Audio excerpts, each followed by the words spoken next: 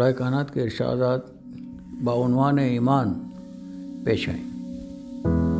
فرمایا ایمان کی 3 علامات ہیں: کثرت تقوی، نفس کی شہوتوں کو دبا کر رکھنا، نفسانی خواہشوں پر غالب آنا۔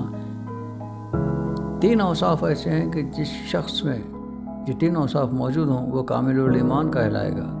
1، جب راضی اور خوش ہو تو خوشی میں آ کر کوئی برا کام نہ کرے۔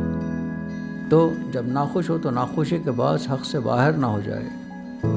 3، جب قدرت پائے تو کسی سے کوئی ایسی چیز نہ لے جو اس کی نہ ہو۔ 3 خصائل ایسے ہیں کہ جس شخص میں وہ موجود ہوں وہ ضرور کامل الایمان ہوتا ہے۔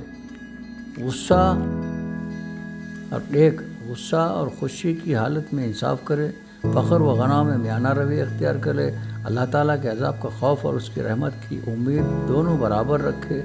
جو شخص اللہ تعالیٰ کے عذاب سے نڈر ہو جاتا ہے اس کا ایمان چلا جاتا ہے۔ جو شخص اپنے ایمان کو کامل کرنا چاہتا ہے تو اسے چاہیے کہ وہ جس کسی سے دوستی یا دشمنی رکھے تو محض اللہ تعالیٰ کے لیے رکھے، اور اگر کسی سے خوش یا ناخوش ہو تو وہ بھی صرف اللہ تعالیٰ کے لیے ہو۔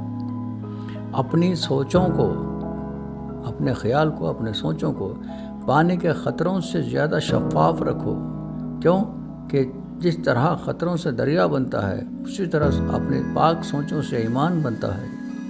ایمان اس کا نام ہے کہ انسان مصیبت میں صابر اور نعمت میں شکر گزار رہے۔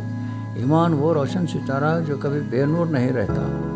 ایمان زبان کے اقرار اور اعمال بدن کا نام ہے۔ ایمان اور عمل ہمزاد ہیں جو ایک دوسرے سے جدا نہیں ہوتے، اور اللہ تعالیٰ بھی ایک کو دوسرے کے بغیر قبول نہیں فرماتا۔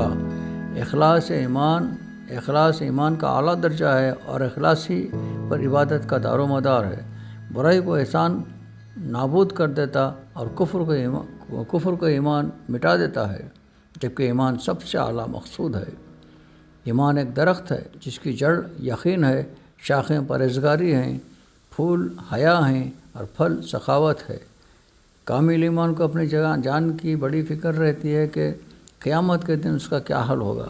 کامل الایمان کو ایمان کا دار و مدار امانت داری پر ہے، اور کشادہ روی سے پیش آنا بھی ایک نیکی ہے۔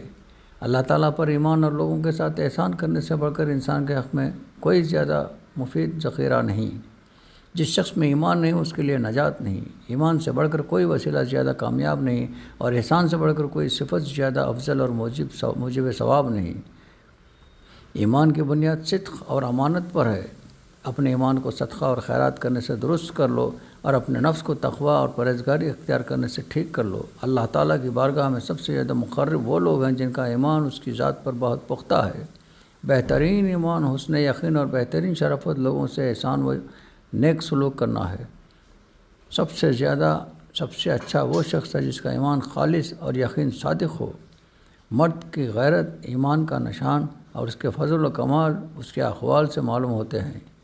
اپنے ایمان کو یقین کے ساتھ مضبوط کرو، کیونکہ یہ دین کا بہترین جزو ہے۔ اسلام ایمان یقین کا، علم عمل کا، سخی سائل کا، اور ایمان اخلاص کا محتاج ہے۔ ان اللہ ملائکتہ یصلون علی النبی یا ایھا الذین آمنوا صلوا علیہ وسلم تسلیما۔